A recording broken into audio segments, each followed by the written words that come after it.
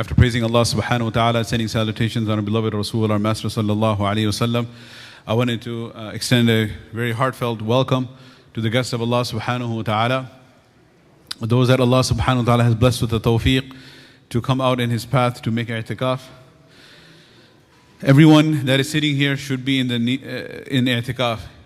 Even if we are here for a short period of time, every time we enter the masjid, this is a good reminder for us. If they can make the niyyah of nawaitul i'tikaf ma dumtu fil masjid, and make the niyyah of i'tikaf as long as I am in the masjid.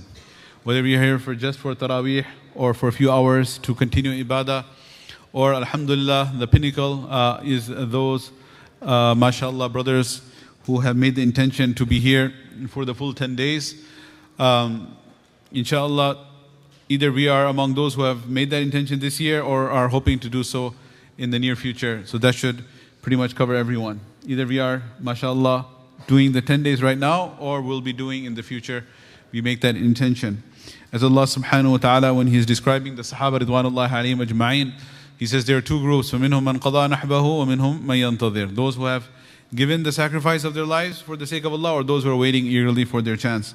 So this is brief reminder and discussion about i'tikaf should apply to everyone, either right now or in the near future.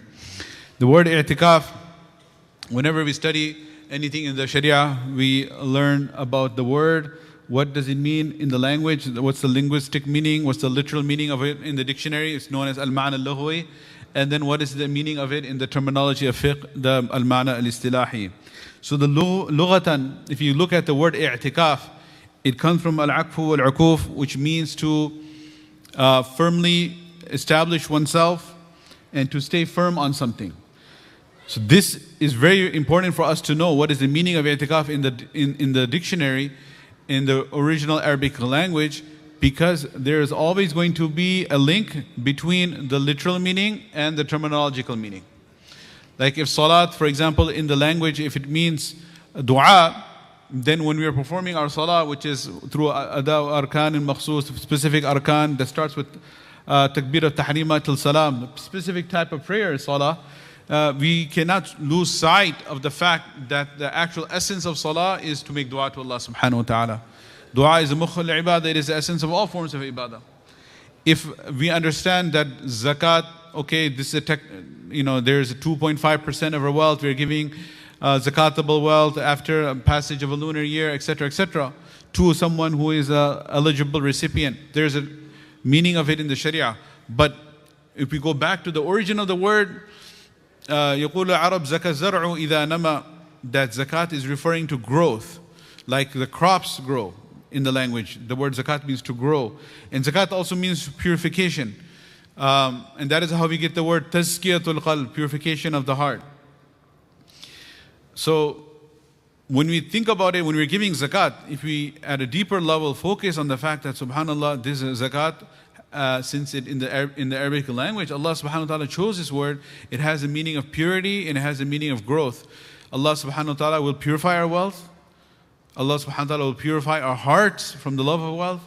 Allah will grant barakah and grow our wealth. وَمَا أَتَيْتُم مِّن زَكَاةٍ تُرِيدُونَ وَجْهَ اللَّهِ فَأُولَٰئِكَ هُمُ الْمُضْعِفُونَ. And when you discharge your zakat, seeking the pleasure of Allah, this will increase your assets, will increase your finances, will grant you barakah. وَمَا أَتَيْتُم مِّن رِبًا لِيَرْبُوَ فِي أَمْوَالِ النَّاسِ فَلَا يَرْبُو عِندَ اللَّهِ. And the interest-bearing transactions you engage in, this will not increase your wealth. So, Sawm, we are fasting. Sawm in the language means to al-imsak, to withhold, to refrain. So this is a key concept. When we are fasting, we have to refrain from fulfilling our desires. In the Sharia, the istilah terminology, as-sawm is al-imsaku an al-muftarat al-thalath, al-akl wa shurb wal-jima' min tulu' al-fajr al-sadiq ila ghurub al-shamsi ma'a an-niyyah. To abstain from eating, drinking, and fulfilling one's passions from dawn till the setting of the sun with the niyyah. Hajj means to intend, al-qasdu. So when we are going for Hajj, we have to think, subhanallah, this is qasdu Baytillah bi'adai arkanin makhsusa fi ayamin makhsusa. Going to visit the house of Allah, intending. There's an intention element of going to visit the house of Allah by performing specific arkan, specific rites in specific days. You can't do it anytime you want to, right? So likewise, when we are in itikaf, one key element of itikaf is that we are staying firm. We're not moving. We're not leaving the house of Allah subhanahu wa ta'ala. So everybody else is coming, doing ibadah and leaving. We are also doing ibadah. So what is the major distinction? Ma bihil faraq. What is the khususiyah? What's a specific attribute of the mu'takif? Ma yujadu fihi wa la yujadu fi ghayri, which is found in the mu'takif, not found outside mu'takifin, in the ghayr mu'takifin. What's the demarcating factor? Is the fact that we are, inshallah, staying in the confines of the masjid. That's the most important part. So ukuf means to stay firm to the extent that it could in the lugha even mean staying firm on shirk. Staying firm on anything. That's how far it can go. Shirk is the farthest thing that we want to do. For example, Allah Ta'ala says, فَأَتَوْا عَلَىٰ قَوْمٍ يَعْكُفُونَ عَلَىٰ أَصْنَامٍ لَهُمْ. When the Banu Israel came out of Egypt, Allah Ta'ala granted them, they passed by a nation, Ya'kufun, they were doing itikaf. On what? They were holding firm to their idols. And these people, may Allah grant them hidayah and grant us hidayah. They asked Musa alayhi salam, اجعل لنا إلها كما لهم آلهة. Can we also have an idol like they have? Na'udhu billah.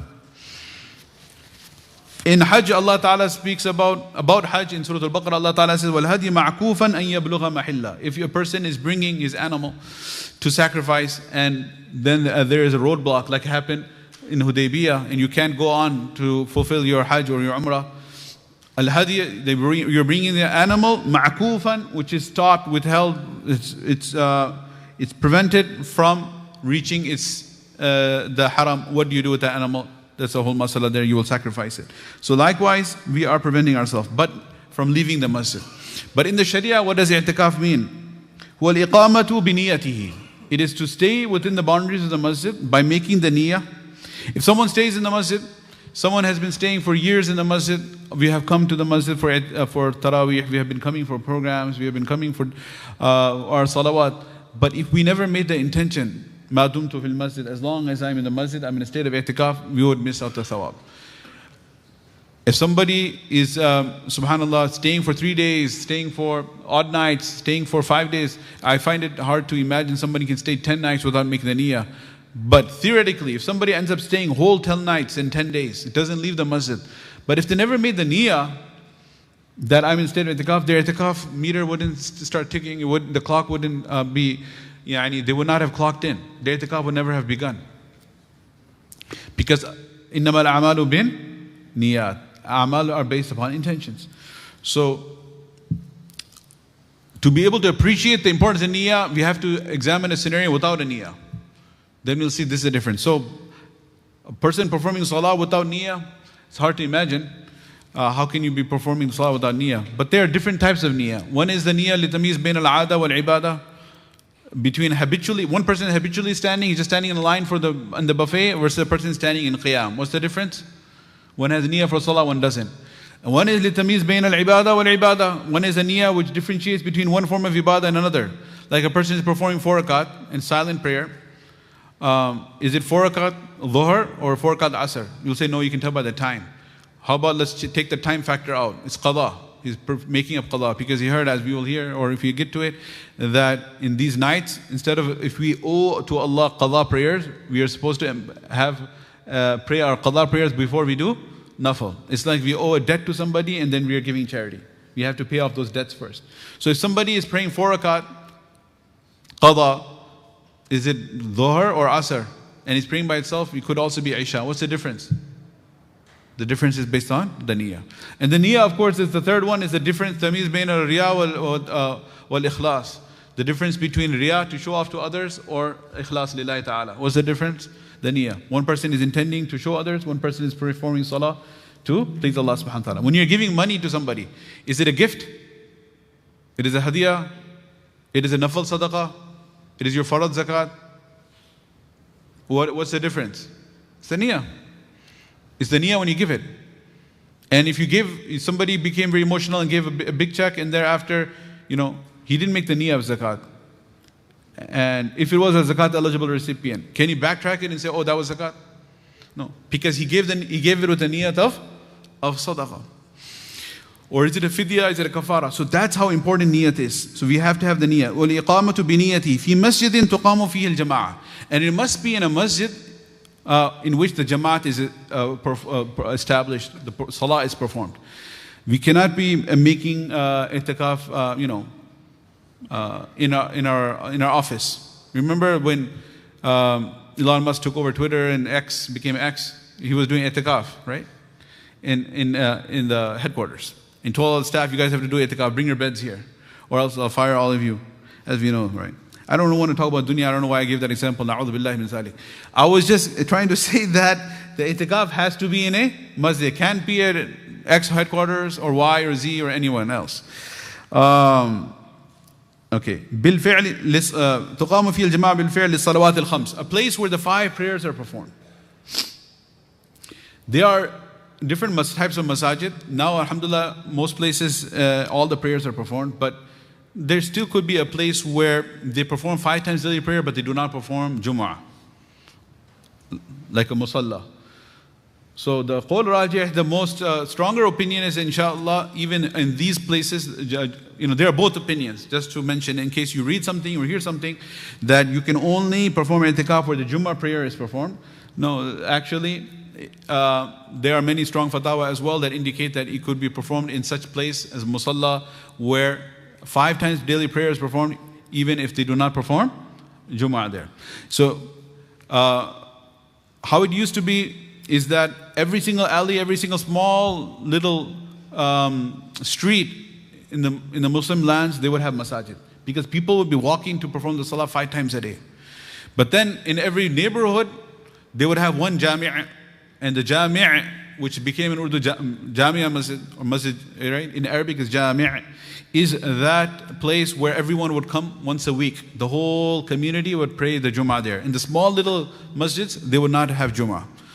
So that would be a weekly opportunity for the whole neighborhood to get together. If it's a smaller town, it could be even one jami' in the whole town. And then it's bigger cities, they would have several jami', several Jummah being performed every week. And then the entire city would get together to perform one Eid. Just like the small masjids are not performing Jummah, they come to the Jami'. Likewise, the Jami', the Masajid, the big masjids, they would not have the Eid prayer. Because at a city level, or how can everyone get together to perform the Eid? They would perform it not in any one single masjid, but in the Musalla al-Eid. In Urdu, the Eid Gah. And in Arabic, the Musalla al-Eid. And this would have to be so big that it is going to accommodate basically the population of the whole city. And therefore, it would not be something constructed with the roof and walls, but would be an assigned open area, big open area, plain, outside the city. So this is how the entire city gets together twice a year. Then the ijtimaiyat in creating unity at a ummah level, globally, would be obviously annually in the Hajj. So Ali radiallahu anhu, Hudhayfa and Aisha radiallahu anhum, they narrate that وَلَا اعْتِكَافَ إِلَّا فِي مَسْجِدٍ. There is no i'tikaf except for in a masjid. What is the main philosophy and concept behind i'tikaf that we have to keep in mind, beyond the literal translation and dictionary definition, etc.? Is that this is a form of ibadah in which we are manifesting our love for Allah subhanahu wa ta'ala. That literally I gave up my family, I gave up my work, I gave up everything I'm attached to, my children who I'm so near and dear to. I gave everything up and I have come and I have placed myself in your court, in your house, oh, Ya Allah. A person is severing all ties temporarily, strengthening his tie with his beloved. Just like the poet, he said that فَلَيْتَكَ تَحْلُو وَالْحَيَاةُ مَرِيرَةٌ. Oh Allah, you can take it from ish majazi to ish haqiqi, whether that was the intention or not of the poet, but we can turn this towards Allah subhanahu wa ta'ala and say, "Laytaka tahlu, oh Allah, all I wish is that you become hulwun." Hulwun means halwa, sweet. Wal hayatu mariratun, it does not impact me, it does not concern me, I could care less. Wal hayatu mariratun, if my whole life and everything else in my life is bitter, it doesn't make a difference as long as you are sweet. Walaytaka tarda, all I wish is that you become pleased with me. وَالْأَنَامُ غِضَابُ, even if the entire creation is upset with me. وَلَيْتَ الَّذِي بَيْنِي وَبَيْنَكَ عَامِرٌ, I only hope and desire, that's all that matters to me, is that the relationship between you and me becomes strong. وَبَيْنِي وَبَيْنَ الْعَالَمِينَ خَرَابُ. Even if it means that my relationship with everyone else in the whole world is kharab, it is bad, it's going south, it's destroyed, it's in trouble, it doesn't make a difference to me. All that pain that goes away as long as I know you are happy. إِذَا طَابَ مِنْكَ الْوُدُّ فَالْمَالُ هَيِّنٌ. If you are loving me and you express your love to me and you express your pleasure to me and you say you are happy with me, then وَالْمَالُ هَيِّنٌ. Coming and going of wealth, if I lose all my assets, is not something I'm worried about in the least. وَكُلُّ مَا فَوْقَ التُّرَابِ تُرَابُ. And everything that is on top of the dirt is actually going to end up as dirt. Right? As they say in Arabian, that kari mitti and pari mitti. One is the dirt that you're walking over, pari mitti, and one is erected dirt. So this is the dirt you're walking, trampling over, and this is at the end of the day, it came from dirt, it's going to go back to dirt. In fact, ourselves, our physical beings, not our ruh, but our physical body. So we are placing ourselves in the house of our beloved, and we are making this earnest effort that we want to ensure that we get the love of Allah subhanahu wa ta'ala, we get the favor of Allah subhanahu wa ta'ala. Ata al-Khurasani rahmatullah alayh, he said it so beautifully. He encapsulates this entire concept in the following words. He says that a person who is performing itikaf, is like a person putting himself in the court of Allah subhanahu wa ta'ala, and he's saying that, oh Allah, I want your maghfirah, I want your forgiveness, and until you do not forgive me, then I will not leave your door. Right? So we have studied abroad in different countries we traveled, but many of the youth here may not have had this experience, but those who are our elders have seen that sometimes when the beggars, they come, right? If a person has absolutely no intention to give anything, he's on his way, he's not in one of those soft-hearted moments where he is feeling for the pain of the ummah or anything. He's on a mission, he has to go, he's busy, maybe it's a very, very important day. He's headed to court because he has his own stress, he's worried about his court case, he's worried, he's going to a doctor, his family is sick, he's really focused, he has an important presentation at work.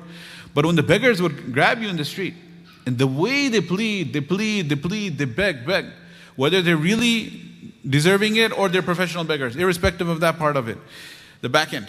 But the way they approach, لا يسألون الناس إلحافا, Allah Ta'ala speaks about that, ilhafan. Then a person relents and says, okay, I have to give you. I can't just ignore you and move on. So this is how the mu'takif is supposed to be. That, oh Allah, I'm here at your door. I'm not going to accept no as an answer. I will not leave until I get your maghfirah and forgiveness. Nabi sallallahu alaihi wasallam, our beloved master, our beloved Prophet sallallahu alaihi wasallam, had a very, very special attachment with the itikaf, and he would perform it with great care. Nabi sallallahu alaihi wasallam, one year he performed the itikaf the entire month.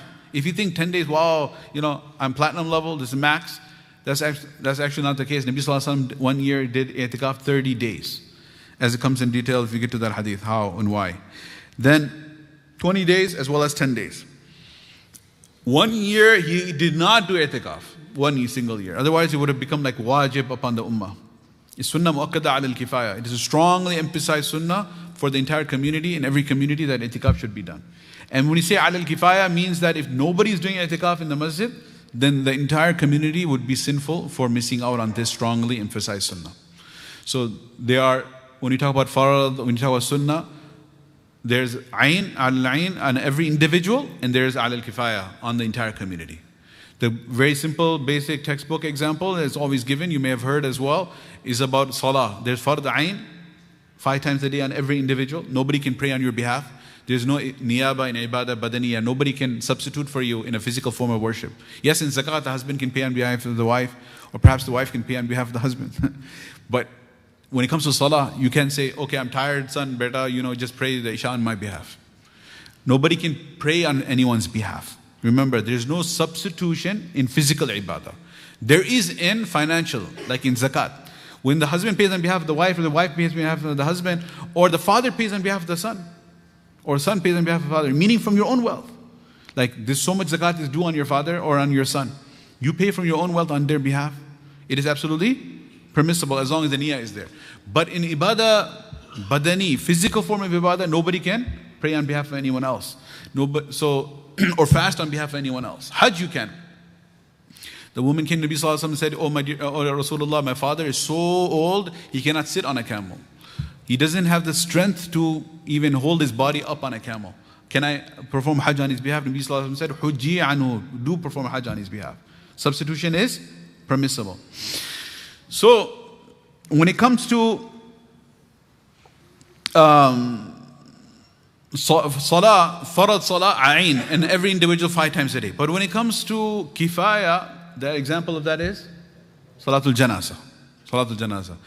Salatul Janazah means that when someone passes away, it's Farad that his Janazah be performed. It's not Farad on every individual to perform it. So if some individuals fulfill this obligation, then everyone will be okay with respect to the obligation will be uplifted from the rest of the ummah. But if nobody performs his janazah, then what happens? Everyone will be guilty equally for missing out a farad. Missing out a farad mandatory obligation. So likewise, this itikaf is sunnah muakkada, strongly emphasized sunnah ala al-kifaya for the entire community. So if there's a community, they have a masjid, and not a single person is doing itikaf, then they need to wake up and ensure that some itikaf is performed. And I mentioned this under the fact that Nabi Sallallahu Alaihi Wasallam performed it every single year, but he missed it 1 year and he made it up. He actually made it up the next year with 20 days. How did he, let me just get it out right here, this discussion. Why did he perform it 30 days? He performed 10 days, first 10 days. Then Jibreel alayhi salam came to him and said, Ya Rasulullah, that which you are seeking is ahead of you. What was he seeking? Right, the one thing that we all are seeking, meaning Laylatul Qadr. So then what happened is he kept the next 10 days. And then when he kept the next 10 days, after that, he completed. Then Jibreel alayhi salam came to him and said, Ya Rasulullah, what you're seeking is ahead of you. So Nabi Sallallahu Alaihi Wasallam came and he spoke to the Sahaba in the Masjid, and he said that I was shown Laylatul Qadr in my dream, but Allah Ta'ala made me forget. And I saw myself on the night of Laylatul Qadr in my dream. I was performing salah, and I do recall the scene in my dream that I was making sajda and the floor was muddy. Why was it muddy? It's because it was sand to begin with, and the sand typically would be dry, and they would pray on the sand. But the ceiling was not a solid ceiling. There were pillars of trunks of trees, and then they had some leaves and straw as a ceiling of the masjid. And if it would be a heavy rain, the water would drip. So when the water dripped, naturally the sand would become muddy. So he said, I remember the mud, when you make the sajda and you come up, then the mud was trickling off of my forehead and my nose. So, and then there's that whole big question, of course, that which night is it? He said it's one of the last odd nights. Last odd nights. Taharru Laylatul Qadr, look for Laylatul Qadr in the witr, in the odd nights, fil ashr al-awakhir, in the last 10. So first it could have been any night of the year, then it was limited to Ramadan, then it could have been any night in Ramadan, then it was limited to last 10 days, then it was limited to last odd nights. And beyond that, it was not specified. Now, we know that it was raining on that night, but is it always going to be raining on Laylatul Qadr? That's not the case. Right? And there are very strong indications that for every one of the last odd nights, meaning there's only 21, 23, 25, 27, 29, all 5. So if you look at all the narrations, the simplest thing to make sense and make tatbiq and reconcile all of these various narrations is that it rotates. Simple as that. Certain years Allah makes it 21st, sometimes 23rd, sometimes 25th. There are some Sahaba who have sworn that it was 27th. Meaning in that year. There are others 25th. This time when it was raining, it would rain on the 21st in this narration. So that says, Nabi Sallallahu Alaihi Wasallam said, I saw myself muddy and it was 21st. So it has to be the 21st. And then it was raining in Masjid Nabwi. Right? So does it have to always rain? No. Because rain is a very local phenomenon. And Laylat al-Qadr is global, right? Right. So it's very simply, it was raining in this night over us, so we had Laylat al-Qadr. It wasn't raining in your town. In the same zip code, it could be raining somewhere else. It's raining in Glenelg and not in Lombard. So Laylat al-Qadr in Glenelg and not in Lombard. We have to have more understanding than that. Come on.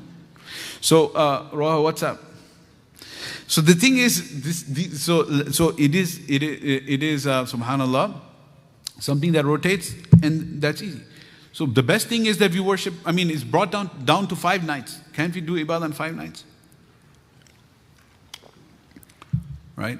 So tonight, but is what? An odd night. Everyone is still in the phase like, yeah, we'll get there 27th. Hopefully we get into the zone by 27th, but may Allah forgive us. Tonight is odd night too. Tonight is odd night, 21st. So it could actually be tonight. There is literally a very strong chance, 1 out of 5 chance it's tonight. Those are good odds. If you think 1 out of 5, that's not good odds. How about this? Let me present another scenario. A person, may Allah grant us all health. He gets diagnosed with something. They do, the pathology report comes in, radiology report, whatever it is. They do the biopsy or the radiology. They come and he goes to his doctor and he says that, I'm very sad to say you have, I'm very sad to share this news that you have 1 out of 5 chance of dying in a month. Or dying in 2 months. Even if he says dying in a year. 1 out of 5 chance. What do you think? Those are good, those are significant. You don't want a 20% chance of dying, right? So that's how grave. In that context, you say, oh my God, that's too much to handle. 20%, 1/5 is 1 out of 5 is a really big chance. So it's the same, likewise, it's 1 out of 5 chance it could be Laylat al-Qadr. So those are chances that we should consider. So that is how Nabi Sallallahu Alaihi Wasallam made 30. After that, he made it last 10. 1 year he missed it. How he missed it is because he's Aisha Siddiqa radiallahu ta'ala anha, her hujra was attached to Masjid al-Nabawi. That's where Rasulullah is buried. His qabr is there. We see it under the green dome. And how far is that from Masjid Nabawi? Where the mihrab of Nabi Sallallahu Alaihi Wasallam is there, qabr is there. Ma bayna minbari wa qabri rawdatun bi riyad al-jannah. That's the whole riyad al-jannah, between the minbar and the qabr. So it's like we're performing here and you have the side door, side hall. That's going to come in the rules, the side hall, one for seniors and one for quiet ibadah, etc. So likewise, Aisha Siddiqa radiallahu anha's hujra was like a side prayer hall. And so it's important to understand this before we take it out of context. So since her home was right there, imagine you open this door and then you put a little tent. So that is how she put her tent, and then she was making itikaf. Nabi Sallallahu Alaihi Wasallam said, what is this? He said, Aisha is doing itikaf. But what happened is the wives of the Nabi Sallallahu Alaihi Wasallam all would be competing with one another. In fact, the men would be competing with one another, and the Sahaba and Sahabiyat in general were competing with one another, and for khair, for goodness, for reward. And this is what Allah Ta'ala talks about in the Quran. If you have a spirit of competition, do compete. But compete. وَفِي ذَلِكَ فَلْيَتَنَافَسِ الْمُتَنَافِسُونَ. Compete towards acquiring maghfirah. سَارِعُوا إِلَى مَغْفِرَةٍ. سَارِعُوا. سَارَعَ يُسَارِعُ مُسَارَعَ. It doesn't mean just hasten on your own towards acquiring the maghfirah of Allah. But سَارِعُوا means race with one another. Race with one another in acquiring the maghfirah of Allah subhanahu wa ta'ala. So they were competing. Abu Bakr and Umar, we hear about that, full wealth, half wealth, right? Competing to donate. So they pitched up their tents too. The next night, Nabi Sallallahu Alaihi Wasallam came and he said, what are all these tents? He said, these are the other azwaj al-mutaharat. They said, if Aisha Siddiqa is doing itikaf, let us do it too. But they did not have the direct access the way she had. So they would have to be entering the masjid, coming across to come to their area of their tent. So Nabi Sallallahu Alaihi Wasallam could have said that you different wives, since your house is not such that you have a direct door access into the masjid. This was on the Hayya al-Falah side, the left side. This is a very typical terminology they use in masajid, because there's a front side, there's a back side, there's right side, left side, right? So some of these terms, particularly right side and left side, are relative to which way you're facing. Are you facing the Qibla, or are you facing, or you're sitting as the Imam facing the public from the minbar? So that's why it's my right, your left, or my left, your right. So when you're talking about any masjid and you want to talk about the right side or left side, from whose perspective? That's why historically, they have this terminology: Qibla side, Mihrab side. Then they have back side. Then they have Hayya al-Salah side, Hayya al-Falah side. So that defines it. So on the Hayya al-Falah side, you have the Hujurat of Nabi of the wives of Rasulullah sallallahu alaihi wasallam. Hayya al-Falah side. Imagine you're sitting in Masjid Nabawi on the left side, right? When you're facing the Qibla, on the left, Hayya al-Falah. On the Hayya al-Salah, the right hand side, the first gate is what? Babul Salam. Exactly. The second one, gate number 2 is Bab. Anybody know? Bab Abu Bakr Siddiq. Bab Abu Bakr Siddiq, the door of Abu Bakr Siddiq, is not just like, okay, let's start with Abu Bakr, the next one Umar, Usman, Ali. No. It's because that on the right hand side, meaning Hayya al-Salah side, they were the homes of the Sahaba Ridwanullahi alayhim ajma'in. They had a similar scenario where they had one door opening into the masjid and the other door opening out into the street. Sometimes when they wanted to go like past the Hujurat Nabi sallallahu alaihi wasallam towards the Baqiyah side, they would open their door, walk through the masjid and go out the other side. They want to go to the market, they want to go for personal need, they're walking through the masjid. So one day Nabi sallallahu alaihi wasallam came and he said that all of these doors opening to the masjid, close them. It's like a zoning ordinance, building code. This is a violation of building code. What are you doing? And he said, open your door on the opposite side only. You have an entrance exit from the outside. Why have entrance exit through the masjid? Illa Abi Bakr, except for the door of Abu Bakr. He is very unique. He has permission to keep his door open. So that's where his house was. That's where his door was. That's where the gate number 2 is called Babu Abu Bakr Siddiq. Subhanallah. So over here, one side is Siddiq, other side is Siddiqa. Aisha bint Abu Bakr. Her door, she did that. Now all the Azwaj mutaharat. Now look at Nabi sallallahu alaihi wasallam. He could have told the other Azwaj, too bad, you can't do this because your house is further in. But they would feel hurt. So second thing is he could say, you know what? Just so that all the wives are on the same page and they don't feel any favoritism, he could have said, all of you go back, don't do itikaf. But then Aisha Siddiqa would feel sad too. So you know what he said? Subhanallah, that was the 1 year. That was the 1 year that he said, I will not do itikaf too. The other wives cannot do it because of her, and because she couldn't do it. He told Aisha Siddiqa, you don't do it because of them. They couldn't do it because of their access. And then he said, I won't do it because of Aisha Siddiqa. But he made qada of it afterwards. Subhanallah. So this is how we have the story of 30 days itikaf. We have the incident of 20 days itikaf, and we have the incident of 10 days itikaf, and you have the incident of 0 days. These are the different years. So Nabi sallallahu alaihi wasallam why Allah subhanahu wa ta'ala has kept Laylatul Qadr hidden. There are many wisdoms in it. One of them is so that Allah ta'ala wants to see us try, wants to see us. This is something that we see common, like Ismul A'zam. There's one name of Allah subhanahu wa ta'ala. If you invoke Allah with that name, He will respond to your call. But Allah ta'ala has kept that hidden. So we invoke Him with all the 99 names. وَلِلَّهِ الْأَسْمَاءُ الْحُسْنَى فَادْعُوهُ بِهَا. Invoke Him through all the 9 names. Ya Allah, Ya Rahman, Ya Rahim. Right? We make dua to Allah with all His names. So likewise, Allah Ta'ala wants to see that we make effort on all the 5 nights.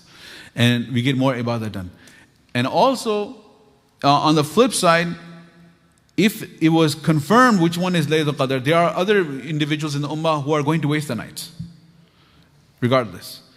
And if they're wasting the night, because the fact that they don't know it's Laylatul Qadr, the nature and level of their negligence and sin is less. If it was confirmed as Laylatul Qadr and despite that they are being negligent, then the level of their sin would be more. So this is a mercy for the negligent folks. And this is a mercy for those who want to make effort. This is a mercy for everyone. And it's also a constant reminder for us about the nuhusa and evil effect of argumentation and fighting. Because Nabi Sallallahu Alaihi Wasallam came with that news and he precisely had the information, he was about to share it. And fatalaha, there were 2 people arguing, and Nabi Sallallahu Alaihi Wasallam said, because of the evil effect of this argumentation, the knowledge of that was taken away from my heart. May Allah Ta'ala protect us from fighting. Nabi Sallallahu Alaihi Wasallam mentioned Abdullah ibn Abbas radiallahu anhu's hadith is that whoever performs itikaf for 1 day for the pleasure of Allah subhanahu wa ta'ala, 1 day, 1 night, Allah will place 3 trenches between him and the fire of Jahannam. And each trench, the distance between that of the heavens and the earth. May Allah Ta'ala grant us that reward. There's a very famous hadith that we always quote about i'tikaf. Nabi sallallahu alayhi wa sallam said, قال في المعتكف هو يعكف الذنوب. He is by default abstaining from all the sins. ويجري له من الحسنات كعامر الحسنات كلها. And all the good deeds that are being performed outside, he will automatically get that. See, there are two things here. There's sins, is avoiding sins, and doing good deeds. تعاون على البر والتقوى. فعل الخيرات is bir, ترك المنكرات is taqwa. Doing good deeds and avoiding sins. So when a person is in i'tikaf, before the advent of the cell phone, I should add, it was by default, he was abstaining from so many sins. So outside, there may be dancing going on in clubs. He cannot do that in the masjid. There's drinking going on in the bars. There's gambling going on in the casinos. So there's so many sins taking place outside. By being in the masjid, you're automatically saved from those sins. Then the question would be, okay, outside there's sins, but aren't there good deeds outside too? So somebody is participating in a tadfeen, burying someone. Somebody is doing social work. Somebody is doing khidmah of the khalq, of the creation of Allah subhanahu wa ta'ala. So there are many volunteering opportunities outside. You're stuck in the masjid. So what about you? What about all those good deeds? So this hadith takes care of both sides. That Yaqub al-Dhunub, he's staying away from all the sins. And yajri lahu min al-hasanat. If he had the intention to do that good deed, he will get the reward of the good deeds taking place outside. Ka'amil al-hasanati kulliha. Like all the good deeds taking place outside by virtue of staying in the masjid. Another unique thing about i'tikaf is every single second, it's like your meter is running. What that means is when you're making salawat, istighfar, tilawat, great. But guess what? Even when you are sleeping, even when you are eating, when you are relaxing, you are always on call. I mean, your meter is running, your hours are going, your minutes are being counted in the court of Allah Ta'ala. As a mu'takif, the thawab is continuing, even when you're sleeping. Subhanallah. Nabi sallallahu alayhi wa sallam said in the hadith narrated by Abu Hurairah that inna lil masajidi awtadan. There are certain individuals who are like the pegs of the masjid. They are like the foundation of the masjid, the pillars upon which the masjid is erected, is standing. Subhanallah. Al-malaikatu julasa'uhum. The malaika, they enjoy staying in their company. They sit with them. Their companions are the angels. In ghabu yaftaqidunahum. If they are not present, they are absent for some reason, the angels miss them. They go out seeking them, find them where they are. وَإِن مَرِضُوا عَادُوهُمْ. When they are sick, the angels actually go to visit them and make their iyadah. May Allah Ta'ala make us among the pegs of the masjid. Ibn Umar radiallahu anhu narrates that Nabi sallallahu alayhi wa sallam would perform itikaf the last 10 days of Ramadan, and his slave, his freed slave, Nafi', his student, he says, Nafi' Mawla Ibn Umar radiallahu anhu showed us exactly the place where Nabi sallallahu alayhi wa sallam would perform itikaf. And that place is preserved till today. When we go in the Riyadh al-Jannah, there's a particular pillar. There's a particular pillar called Uswana of Tawbah, where Abu Lubaba radiallahu anhu tied himself up. We talked about that a few nights before in our post-night tafsirs, post-Tarawih tafsirs. So behind the Uswana of Tawbah is the Uswana of Sarir, the pillar where Nabi sallallahu alaihi wasallam's bedding used to be placed, where he would make the i'tikaf. So this shows us that it is permissible to have a bedding in the masjid. And then the story of Hafsa radiallahu anha and Zainab joining Aisha radiallahu anha, we covered that already. Moving forward, some of the fiqh and of the i'tikaf is that Nabi sallallahu alaihi wasallam, when he would leave the masjid, the only chance to leave the masjid is if a person has to relieve themselves. So here in Dar al-Salam, those who are doing i'tikaf, inshallah, alhamdulillah, the Shari'i masjid has been expanded to include this entire facility, with the exception of the bathrooms, naturally. The bathrooms, the toilet area is outside the boundary of the masjid. That's why it is permissible to use the restroom. If that was a Shari'i masjid, it would not be permissible to relieve oneself, frankly. So that is by default outside the boundary of the masjid where the toilets are. So Nabi sallallahu alaihi wasallam, when he would go out to the toilet, on the way to use the toilet, to use the bathroom, to use the restroom, if he would pass by sick individuals, then he would ask about them, inquire about their health without pausing in his walk. That's how important it is for a person not to spend a single moment outside the boundary of the masjid. He would pass by the sick while he's performing itikaf. He would continue walking without diverting and would ask for their health. Meaning he did not want to leave the opportunity go by of inquiring about the health of his companion, but he would not pause. Because pausing to talk when a person is outside the boundary of the masjid is elongating those moments that he's outside the boundary for something which is not vitally important. Relieving oneself is vital for one's physical well-being. So a person should not leave without a valid excuse. And is it permissible for someone to come and talk to you, to check up on one's family? Limited time to check up on one's family is permissible. We have the example where Safiya radiallahu anha, the wife of Rasulullah sallallahu alaihi wasallam, Safiya bint Huyay ibn Akhtab, it was at night time, it was dark, it was typically dark until Tamim Dari radiallahu anha brought the candle towards the end of Nabi sallallahu alaihi wasallam's life. So physically the masjid was dark, but the nur was spreading throughout the world. So it was a dark night, he was in itikaf. Safiya radiallahu anha came to talk to Nabi sallallahu alaihi wasallam about some personal matter. He was talking to his wife. Then he went to the end of the masjid to see her off. And at that time, two Sahaba were walking by. So Nabi sallallahu alaihi wasallam saw them and he said, "Stop, kifa." They stopped right where they were. He said, "Innaha zawjati Safiya." I want to clarify, this is my wife Safiya. They said, "Subhanallah ya Rasulullah. Why are you clarifying?" He said, "No. Inna shaytana yajri min al-insani majra dam." Shaitan courses through our body the way the blood courses through our veins. Before any negative thought could come in your mind that who is this woman alone that Nabi sallallahu alaihi wasallam is talking to, I wanted to clarify it. They said, "Ya Rasulullah, we would never imagine anything about you." What does this teach us? Ijtanibu min mawadi'i dhanni su. Avoid adopting or getting involved in any such scenario where people potentially could misunderstand what you're doing or end up having a negative opinion about you. And if you end up in such a situation, you need to clarify to avoid people. Don't even do that. Like if you want to drink orange juice, some smoothie, you can go to so many halal outlets. If you go into a bar, you're drinking orange juice. How do you not? Anybody's going to think it's spiked with vodka or there must be some alcoholic cocktail going on.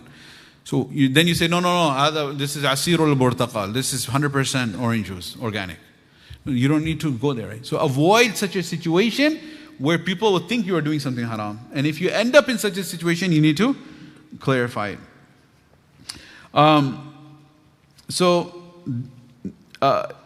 That's why we have Brother Wasim Kaleem, who will be going over the rules. We have a phone area. Remember in the past, those who are old enough, you may remember that there was smoking was very common on television and in real life. Everywhere people were smoking. In hospitals, people would be smoking. It's hard to imagine for the younger people. People would be smoking in hospitals. Then what happened is, whether the research became stronger about the harms of tobacco, nicotine, or anti-tobacco lobby, was stronger. They were buying out more politicians versus the tobacco lobby. Whoever had the more money, that's how the legislation changes, as we know in this country. So then they started pushing out. They said secondhand smoke is harmful, fulan. Then they restricted smoking areas. In the airports, people used to be smoking in the planes, in the flight. They would have smoking area in the plane. How much filtration are you going to have? There's smoking area and your non-smoking area in a one single plane. That's how it used to be when we were kids. Then what happened is they said no smoking. Federal aviation regulations prohibit smoking. Tampering with it in the lavatory is a federal crime, etc. Okay. Then they made smoking areas in the airports. Then they said no smoking at all. People have to go out. Whether it's minus, whether it's polar or vortex, I don't care. You got to smoke outside. Then they said so many feet from the building you can't smoke. You have to go further outside. So likewise over here, the biggest fitna is which one? Cell phone. You said it. I didn't even say it. Right? So the cell phone is the biggest fitna. And so that's why we have, there's second-hand effect of the cell phone as well. So there's limited, cell phone areas. All right, downstairs, there's where all the cell phones, laptops, people, if the outside dunya and the filth, everyone has tried to leave it behind. We are coming here, so we have restricted it to the cell phone zone. I don't want to say cell phone lab, because that gives it, it's like, we have a computer lab, something nice. No, it's not nice. It's the worst thing. We're just tolerating it for, basic needs of staying in contact with one's family, loved one's children. So, then, who can do itikaf? I'm going to skip all this fiqh. It's been too late. We have to get on to the rules and get on with the ibadah. the woman, Muslims, itikaf, you have to be Muslim, you have to aqil baligh, etc. Leave that. Where is the most rewarding? In Masjid al-Haram, in Makkah, if you can make it. Otherwise, Masjid Nabawi or Masjid al-Aqsa. And otherwise, a place where ulama, mashayikh can teach you. You have some opportunity to learn knowledge. Ma'alim Irshadiyya, Shaykh Muhammad Awama, Hafidhullah, he writes, the masajid that is most rewarding to attend, Masjid al-Haram, Masjid al-Nabawi, Masjid al-Aqsa, Masjid al-Quba, right? And thereafter he says the masjid of your shaykh, a masjid of a teacher. Because that's the place where there are only a few people left who will actually correct you or teach you something. If you go to any other masjid, nobody is going to correct you, no one's going to teach you. So if you go to a place where there are ulama, then you have an opportunity to learn. So this is and then if there's no one, then a place without any ulama as well, you can make itikaf. So there are types of itikaf. One is a wajib itikaf. Itikaf can be wajib. How can it be wajib? If a person makes a vow to Allah. One is ijab min Allah from the Sharia. Does the Sharia make it wajib? No. There's no scenario where Sharia makes it wajib by itself, directly. But there is a scenario where we make it wajib upon ourselves. If you make a vow to Allah, mannat, nadhar in Arabic, mannat in Urdu, a vow in English. And this vow can be just generic, like, oh Allah, I promise I will do 3 days itikaf. Or it could be contingent on something, as a means of presenting to Allah a wasila. As we covered the ayah, Ya ayyuha alladhina amanu taqullaha wabtaghu ilayhil wasila. All those who believe, fear Allah and present a wasila to Allah Ta'ala. So if a person says that, oh Allah, if you grant shifa to my child, oh Allah, if you do grant me a child, oh Allah, if you grant me, this job I'm looking for, or this marriage proposal I'm looking for, then I promise in thankfulness I will make itikaf. Now after you made that pledge and you got the job or the wife or the promotion or whatever, or shifa or the child, then it becomes wajib. It's not sunnah anymore. What is this? It's wajib. You have to make that itikaf. That could be outside of Ramadan. You have to come to the masjid before Maghrib and you have to fast with it. Even if it's in Shawwal, Zul-Qa'dah, Zul-Hijjah, Rabiul Awwal, Rabiul Thani, these are the months of Islam. Right? Any of the months you do it, you would have to fast and do the 3 days. And it's not like any 24 hours. You start anytime you want to and clock it from there. No. It always starts from before Maghrib till the next Maghrib. Right? And then you have the Sunnah one, which is the last 10 days, and the Nafal, which is any amount of time, any time throughout the year. So a person can leave the masjid for what necessities? For the bathroom, to get food if it's not available. But alhamdulillah, there is food being provided here.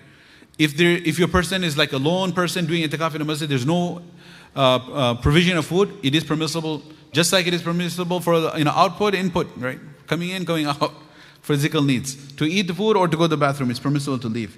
And if there's no Jummah in that masjid, to leave the itikaf masjid to perform Jummah. And may Allah protect us if there's any calamity. If the masjid is collapsing, there's an earthquake, or there's war, the masjid is getting destroyed, attacks, then it's permissible to leave. What are some of the basic etiquettes of itikaf that the fuqaha mentioned? Try to maximize the time we do dhikr of Allah. Ya ayyuha alladhina amanu dhkurullaha, how much? Dhikran kathira, abundant. We spend one whole night talking about this, like half an hour, on just dhikran kathira. We can go back, remind ourselves. Talk as less as possible. Qillatul ikhtilat ma'al anam, qillatul kalam, manam, ta'am. Right? Reduce qillatul kalam, speaking, qillatul manam, sleeping, reduce ta'am, eating, kalam, manam, sleeping, speaking, talking, eating. Qillatul ikhtilat ma'al anam, reduce the amount of time hanging out with people. Ikhtilat ma'al anam is hanging out, right? And try to focus on speaking to Allah subhanahu wa ta'ala. Praying nawafil. Sometimes you go to your financial consultant, he says, don't put all your eggs in one basket. Some high risk, high reward, but some low risk, etc. Diversify your investments. Likewise, we have to diversify. So we do tilawat of Quran, because the afdal dhikr, best dhikr is Quran. Then we should also do salawat on beloved Rasulullah sallallahu alaihi wasallam. It has its own unique virtues. Inna Allaha wa malaikatahu yusalluna ala an-nabi alladhina amanu sallu alayhi wa sallimu taslima. We have to remember our sins, make istighfar, astaghfirullah. We have to praise Allah Ta'ala, subhanallah, walhamdulillah, wa la ilaha illallah, wallahu akbar, la hawla wa la quwwata illa billahi al-aliyyil azim. We have to present our needs to Allah, make dua. So there's dua, there's tasbih, there's takbir, there's tahmeed, there's salawat, there's istighfar, tilawat, salat tasbih.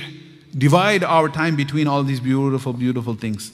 And then we also have ilm, acquire knowledge of deen. So there are programs that are being done collectively, participate in those, and in our free time as well, then we can learn. If you have any books, we can purchase the books downstairs, or you have our own books that we brought with us, we can learn about the deen. When you get exhausted from learning, then we can do dhikr. When you get exhausted from dhikr, then we can switch to tilawa. When you get exhausted from tilawa, and go back to learning. We can go between these actions. I remember some of our students who were studying Hasanain, they said Sheikh Ramzi, Sheikh al-Hadith in Madrasa Hasanain in Faisalabad, he was telling the students that إِذَا تَعِبْتُم مِّنَ التَّعَلُّمْ فَاشْتَغِلْ بِالدَّعْوَةِ وَإِذَا تَعِبْتُم مِّنَ الدَّعْوَةِ فَاشْتَغِلْ بِالتَّعَلُّمْ. When you become exhausted from learning, oh students, then engage in da'wah. And when you get exhausted from giving da'wah, then get engaged in learning. Right? So we fluctuate between the two. What are some things that are permissible in itikaf? It is permissible to eat in the masjid because we have niyyah of itikaf, and to sleep, and basic talk is permissible. The reason we are mentioning this is because if it would be a bid'ah to consider it haram to speak. Everything has to be in proper proportion. If somebody says, "Inni nadartu lirrahmani sawman falan ukallima al-yawma insiyan," in the Quran, when Allah subhanahu wa ta'ala says about Zakaria alayhi salam, he was not able to speak, or Maryam alayhi salam was commanded, don't speak, and point to your baby when they come and ask you, where did this baby come from? So in that time, part of the Sharia was when a person would make itikaf or would even fast, it would be haram to speak. This is Shara'i man qablana, this is previous Sharia. This is not our Sharia. So in our Sharia, it is permissible to talk. But we should, of course, avoid futile talk. And other, things that are permissible is that if there is some need that you have to purchase something, buying or selling, that is not going to take place here, so that's not relevant. I'll leave that out. What are certain things which are makruh? Makruh are, of course, futile talks, bringing merchandise from outside and buying and selling in the masjid, and disturbing other people, harming other people. Idha'ul muslimi haram. We're going to go on the rules now, so Brother Wasim can come up.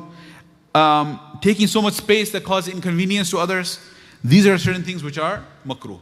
We have to make sure that we have our nafs with us. And according to the most correct opinion, the maradatu shayateen, the big rebellious shayateen are changed, but the small ones, which are sufficient for our misguidance, are still loose. Right? So they are shayateen. In case we say, hey, wait a second, aren't the shayateen chained? The marada, the rebellious, big, major ones are chained, but the medium ones, the minor ones, they're still out there, the average ones. So we have shaitan with us, we have nafs with us. When the adhan is called, the shaitan runs away, but when the salah starts, he comes back. And he negatively impacts our salah. So what's going to happen is when we are together, shaitan is going to try to make us do something that will we end up losing our good deeds. Amongst those things are that he will make us fight. That's why Allah subhanahu wa ta'ala, when He speaks up, particularly when you're in cramped, we're not necessarily in cramped quarters now, but we may be, depending on how many people end up coming. When we are in close quarters, when you're doing ibadah, it's a ripe environment for argumentation and fights, and people hurting other people's feelings. Like, turn the light off, and turn to keep the light on. It's too hot, it's too cold. It's too loud, it's too soft. It's a collective program going on. Why are you sleeping? Why are you talking? All of this. Stepping over my bed. These are the type of things that happen. Just like where? In Mina. Right? So in Mina is camps and people are close together. Right? It should be hopefully more space. Sometimes in Mina, you can sleep on your side but not on your back because you're just like packed like sardines. You don't have space to even lie flat. Hopefully, inshallah, if we end up having that problem, it's a good problem to have, but I don't think we're there yet. Right? So, what happens, Allah subhanahu wa ta'ala, that's why He says about Hajj, الحج أشهر معلومات فمن فرض فيهن الحج فلا رفث ولا فسوق ولا جدال في الحج. This is interesting. 3 prohibitions, and they apply to us as well in itikaf. And over here, from the 3 prohibitions, the main one, and which would have been sufficient, is just the middle one. But Allah subhanahu wa ta'ala here is something called takhsis qabla ta'meem and takhsis ba'da ta'meem. He specifically is highlighting something first, even though it's already included in the word after it. And he's specifically highlighting something number 3, even though it's already included in number 2. So number 1 is specifically highlighted even though it's already in number 2.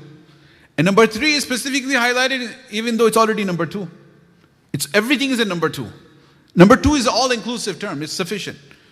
But the one before it, which is i.e. number 1, and the one after it, number 3, are specifically highlighted. Right? So this happens in the Arabic language. If you want to specify, like many examples in the Quran. وَالْعَصْرِ إِنَّ الْإِنسَانَ لَفِي خُسْرٍ is a common one we can understand. Allah Ta'ala says all humankind is going towards destruction. إِلَّا الَّذِينَ آمَنُوا, except for those who believe. وَعَمِلُوا الصَّالِحَاتِ, and they do good deeds. وَتَوَاصَوْا بِالْحَقِّ, they invite one another towards haqq. وَتَوَاصَوْا بِالصَّبْرِ, they invite one another towards patience. So I ask you, inviting towards haqq, is that a good deed? Inviting towards patience, is that a good deed? So aren't good deeds already mentioned? So why is it specifically mentioned? Because tawasaw bil haqq will increase your iman, and tawasaw bil sabr will increase one amal salihah. So have iman and amal salihah, and do the effort that will strengthen your iman and amal salihah. So this is specifically mentioned even though it's already generally included. So same thing we see here. Allah Ta'ala says, the middle one, let's start with that, is la fusuq, do not do any acts of disobedience.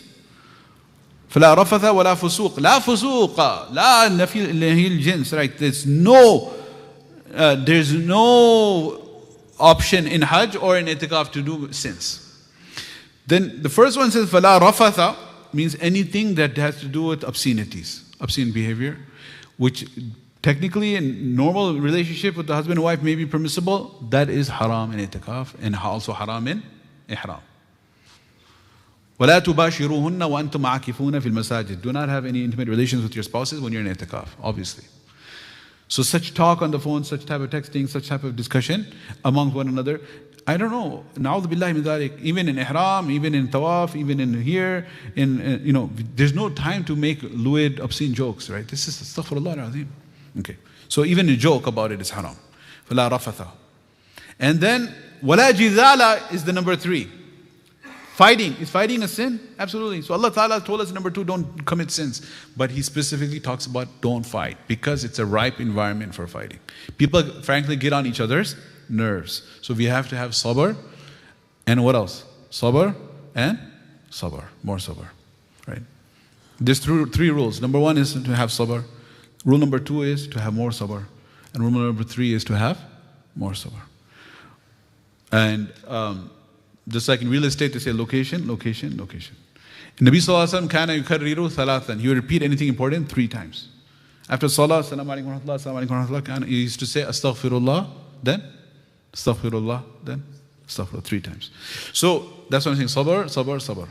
وَلَا تَنَازَعُوا فَتَفْشَلُوا وَتَذْهَبَ رِيحُكُمْ وَاصْبِرُوا. Don't argue with one another, you are going to lose your strength. And wasbiru, be patient. We talked about this. Because why is Allah Ta'ala talking about patience along with not arguing? Because the only way that we're not going to argue is if we have patience. Because different temperaments, and we have to be able to accommodate one another. If there are any issues, we have 2 brothers we appointed as our liaisons between the mu'takifin and the admin.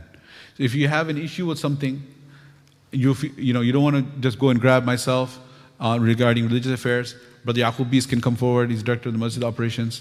Identify Yaqub, Brother Yaqub as well. He can come, or he can stand there. Okay. So this is Brother Yaqub. He's the director of the Masjid operations.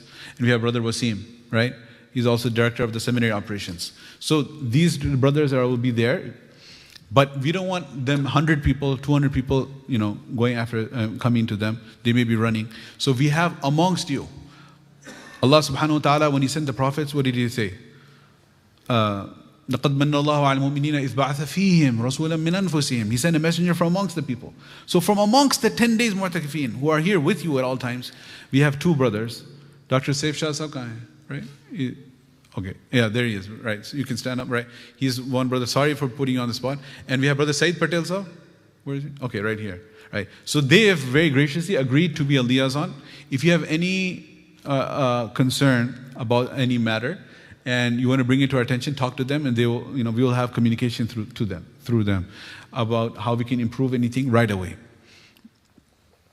And I hope it never comes to it. If there's any particular disturbance someone is causing, you want to bring it to attention. Don't, we do not recommend vigilante justice, right? Taking the law into one's own hand. And how that can end up, right? You see the WhatsApp narrations indicate the harms of that, right? What's happening in our community, it's very sad. So we don't want anything like that. And we never, ever, ever, ever are pleased to see anything wrong happening in any Muslim institution, any masjid, any community, and because it's the most illogical thing to do because of the warning of Rasulullah sallallahu alaihi wasallam. لا تثير الشماتة لأخيك فيرحمه الله ويبتليك. Never show happiness on the loss of any Muslim brother. Allah will shower His mercy upon him and will involve you in the same. So we are hurt by seeing the scenes of fighting that takes place every year. It's not just this year. Every year in different masajid. Sometimes the youth, they're having battles with the volunteers in the parking lots. There are fights happening in different masajid, fights happening in the gym, fights happening in the masjid. In so many institutions around us within this state of Illinois and county of DuPage and Will and Cook County, whatever. Right here around us. Why can't it happen here? It could happen here too. Who is protecting us? Allah is protecting us. So we continually need the protection of Allah for ourselves, and we need to make dua for our brothers and sisters in all the masajids around us. So don't take the law into your own hands. Talk to these liaisons, and then they will bring it to us. Or if we are on the scene, bring it to our attention, and we hope that nothing gets out of control, and we have to de-escalate that. And may Allah subhanahu wa ta'ala accept everyone. As far as the program is concerned, then some of the housekeeping rules will be shared. And then inshallah, we have to get on with the ibadah itself. Jazakumullahu Khairan.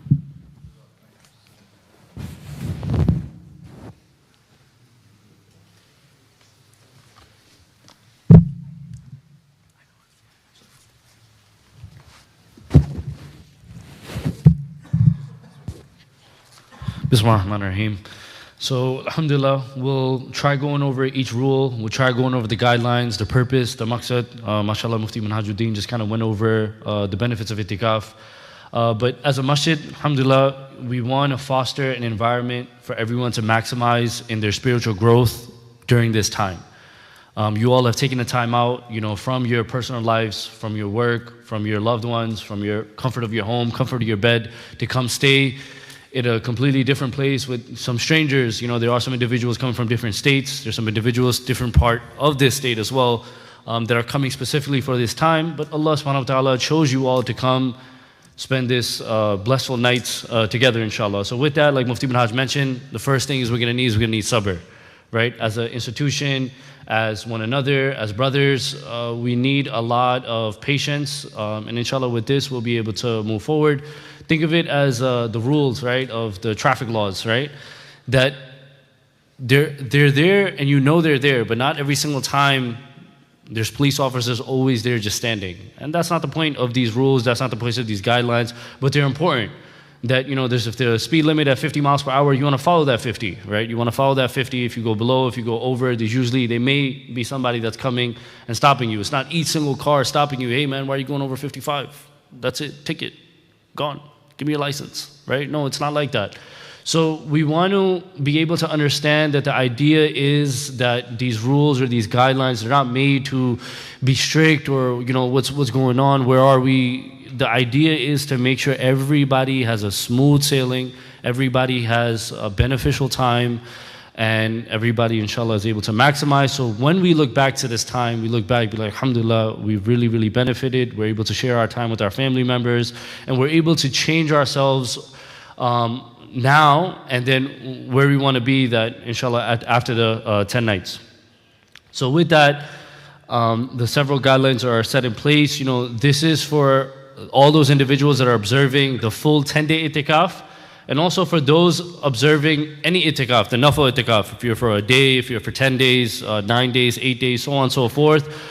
They're all required to abide by these guidelines set by Masjid al-Islam. So number one, the program of itikaf is going to be taking place. It's mainly for the brothers. The brothers will be allowed to spend the night.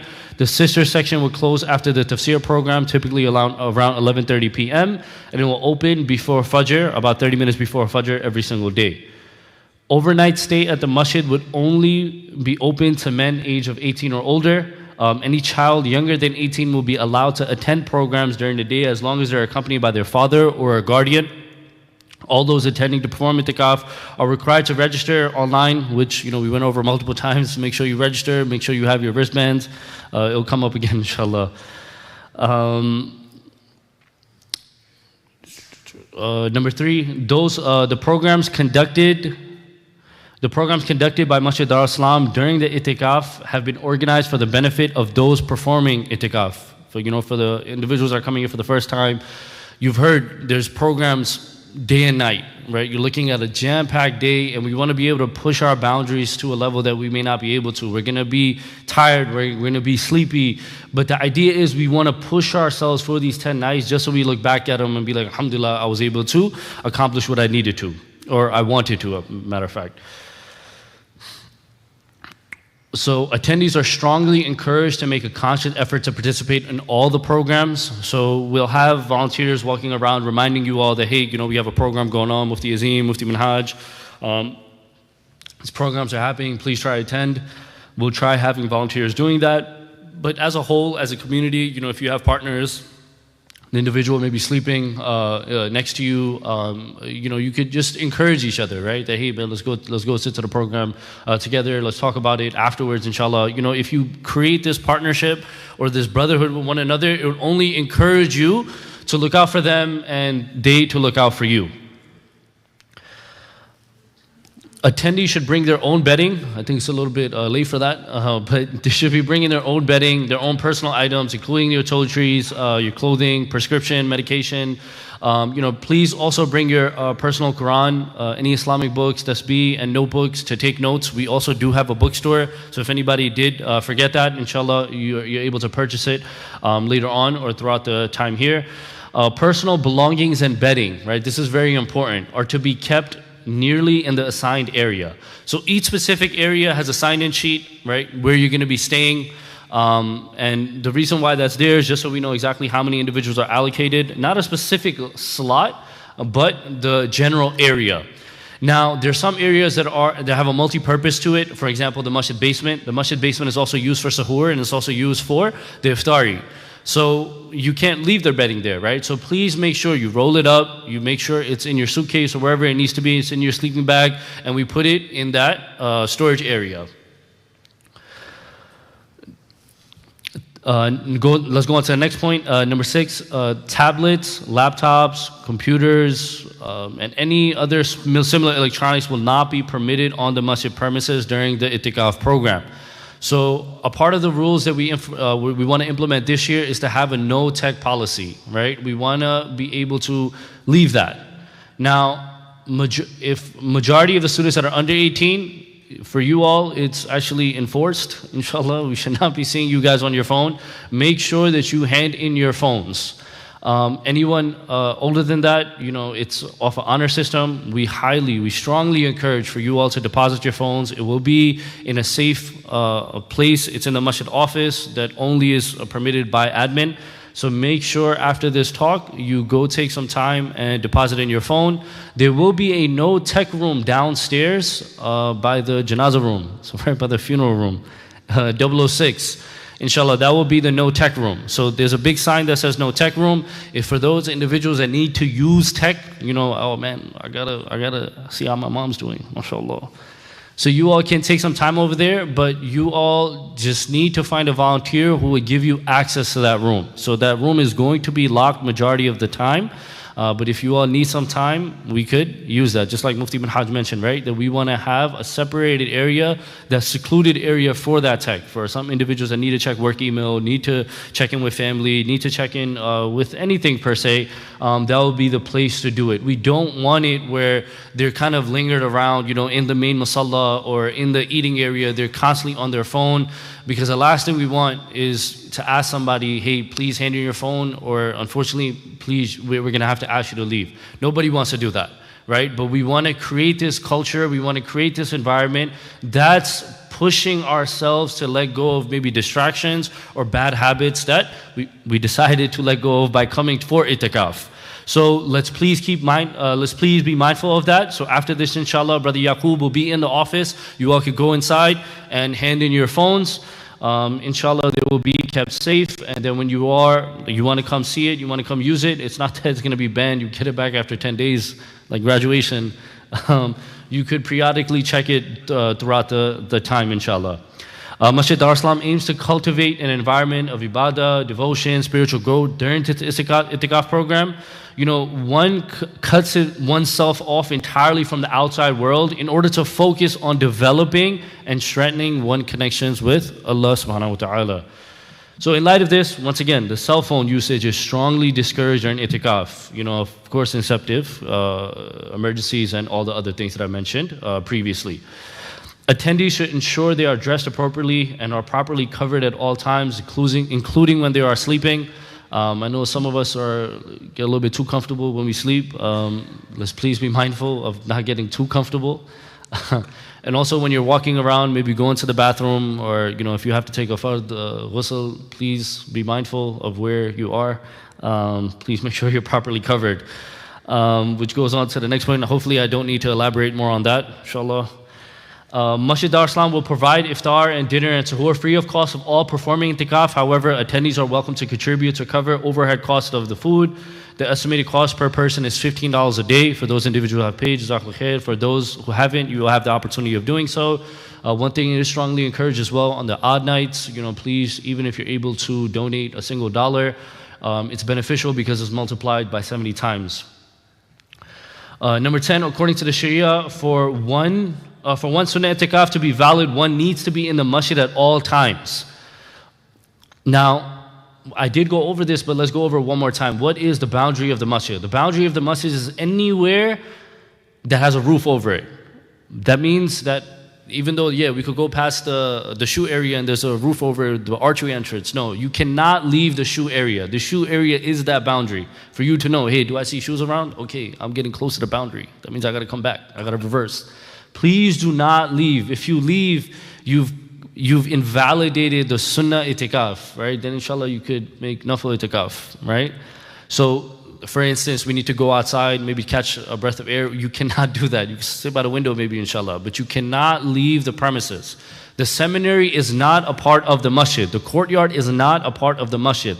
So this entire building, you have this main floor, the side prayer halls, the masjid basement, the no tech room, the ibadah room. These are all designated. They're all made. We actually stretched out the boundaries last year just so you all have enough space to stay. So make sure we do not leave. One is allowed to leave to use the bathroom, like Mufti Manhaj mentioned, that we could leave to use the bathroom to make wudu, or if we need to take a full shower. Even one leaves to perform wudu or use the bathroom, care should be taken that one does not spend any extra unnecessary time outside of the masjid, which means that we should not be having a conversation in the bathroom, even in the wudu khana. We should not be talking about, man, iftar was amazing. The biryani, man, mashallah. Let's avoid any side discussions or any unnecessary talk in the bathroom. It should be strictly business. You go and take care of business and you leave. So conversation should not be held in the bathroom. Attendees should be mindful of this, as leaving the masjid unnecessarily, it can spoil the itikaf. Attendees should try maximizing their time by avoiding conversations with one another, even in the even in the tech room or anywhere else, we should avoid any sort of useless talk, right? Or even outside talk. We should just focus on ibadah. The hall designated for sleep should not be used for talking. Please be respectful of the attendees who are trying to rest. Now, some individuals have a strict schedule, right? That, hey, I'm going to sleep right after tafsir, and I'm going to wake up after fajr. So if there's people keep coming in, turning on the lights, it becomes annoying. And then, the whole thing is we have to have sabr, but once in a while, it's going to get to a point where it's not tolerable, right? Of course, we ask that for those individuals to be patient with those individuals that are turning on the lights and vice versa. But please, let's be mindful. If you're going down there, please do not talk to each other at all, right? Why? Because, some people are very light sleepers. And I know some people also heavy snorers. Inshallah, we'll try finding a designated place for you all as well, inshallah. But yeah, let's please be mindful of that. Anyone who causes a continuous disturbance will be asked to leave. So I repeat, anybody who we have to have a conversation, it's not that somebody's going to come to me and be like, hey man, this person keeps doing this. That's it. I'm going to go to you and be like, hey man, you got to go.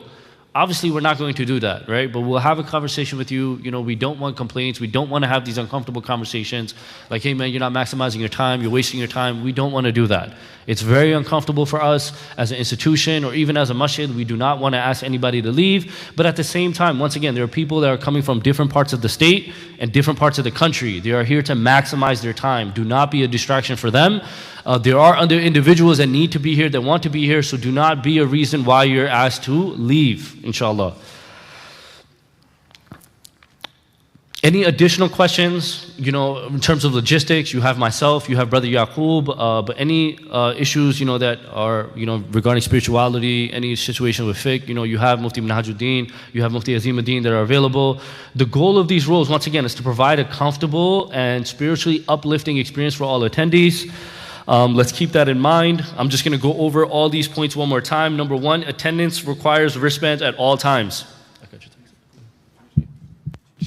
Attendance requires wristbands at all times. That's what you need for iftari and for suhoor. Before you enter, somebody's going to ask, hey, where's your wristband? That's the only way you'll be permitted to go inside. Respect the masjid boundaries. No electronics being allowed. Programs are open all day. Only brothers can stay overnight. Sister section closes. Number 5, overnight stays for men engaged in age 18 plus or anyone under is acquainted by their father or guardian. Keeping belongings in assigned areas, maintaining cleanliness, dress appropriately at all times, respect sleeping times and nighttime decorum, the iftari and dinner. Now, just the specific rules. I went over the tech room, but now the hayya al-falah side, my right, your left, this side right here, I'm pointing to it, that is for 60 plus only. For the individuals that only age 60 plus, this is designated for them.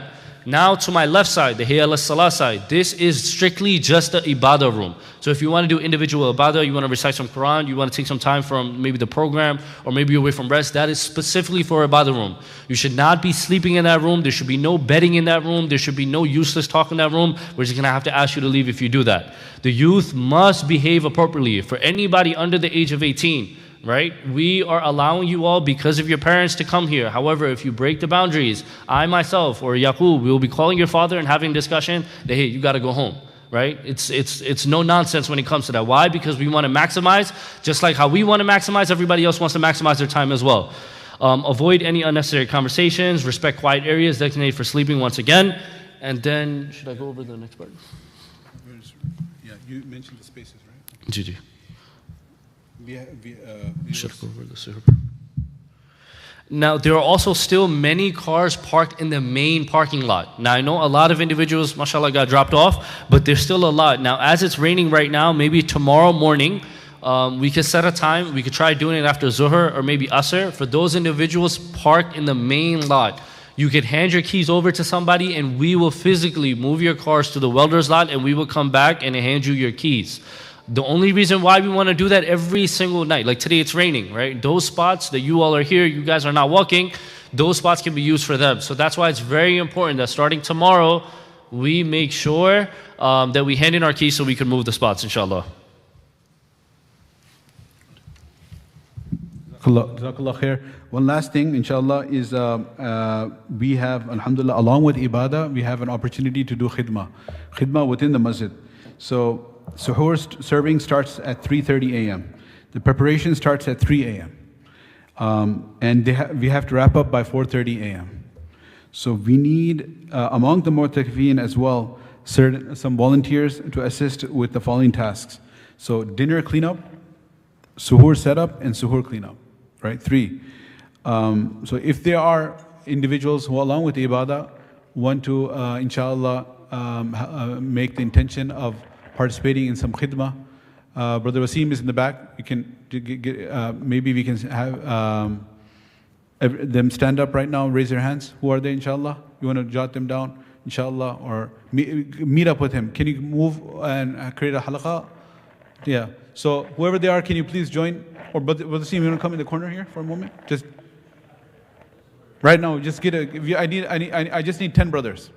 I need 10 brothers who are going to be inshallah, with Wasim and Yaqub. Inshallah, may Allah reward you. So suhoor set up, just to get their information. Yaqub, you want to take their names or get to know them? Inshallah, create a group. And okay, so we are for dinner cleanup, suhoor setup, inshallah. Jazakumullahu khair. And last thing before I let you go, you turn off the mihrab lights. Is I wanted to just show you what the daily schedule looks like. You heard in general, oh, there's a lot of programs. What are the programs? We're gonna go over. This is it. I'll let you go. We'll just maybe conclude with a brief dua. Is it? Oh, not a khatam night, 40-minute dua, but a short dua, inshallah. So have a look. Make sure. I think, inshallah, it's a good idea. We'll try to print this out. I'll tell our printers, inshallah, and put it in the lobby, because you're not going to have your phones, right? So you won't be able to see this on WhatsApp. You won't be able to see it in an email. You won't have phones. So it's going to be on the screens as it is, but maybe we can go back to the old school physical printout and put it in the lobby. So alhamdulillah, 1 a.m. candlelight conversations, right, with Mufti Azimuddin. So this is mostly a young adult program, focusing on them, but we're all inshallah young at heart. Or if we want to, we have the dedicated ibadah room as well. Then 2:30 a.m. Hizbul Azam. These are masnoon du'as of Rasulullah sallallahu alaihi wasallam has taught us. It will be recited. Right? So du'as that the Prophet sallallahu alaihi wasallam recited, du'as from the Quran. You can't get better than Quran and Sunnah du'as. Mullah Ali Qari rahmatullah has collected it. It's a beautiful book of du'as. Then 4 o'clock a.m. suhoor, okay? And our khidmah team will be setting it up. Then you have rise and reflect. We will have a conversation. People will be tired, so instead of having a one-way bayan, we will have a conversation with a host every morning with myself. After dhuhr, we have guided individual ibadah, tilawa, nawafil, istighfar, with the fadail, the virtues, and keeping us focused on moving from one program to the next. Then we have after Asr, guiding light, Sahaba's legacy in modern lives. With Mufti Adimuddin has been doing this the whole month. He will continue. Discourse followed by dhikr and dua. Right? This is the final dua that takes us up to iftar. And after Maghrib is the community iftar. That's 10 minutes. Then after that we have Taraweeh. Okay, this is for the community after Taraweeh. For us, of course, after Maghrib we will have dinner. After Maghrib, one thing to note is Salatul Awabin and long Nawafil should not be performed right away after Maghrib. Why not? Because we have to wrap up the dinner and people pray downstairs.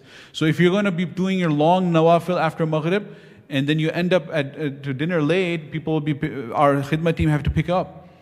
Right? That's an important thing to note. So it's actually pray your 2 rakat sunnah, maybe 2 rakat nafil, and then go down. You can wrap up your food quickly, and then come back and pray nawafil, because Isha time starts much late. So the awabin prayer, long nawafil prayer, there is time to do that before Isha, after dinner, inshallah.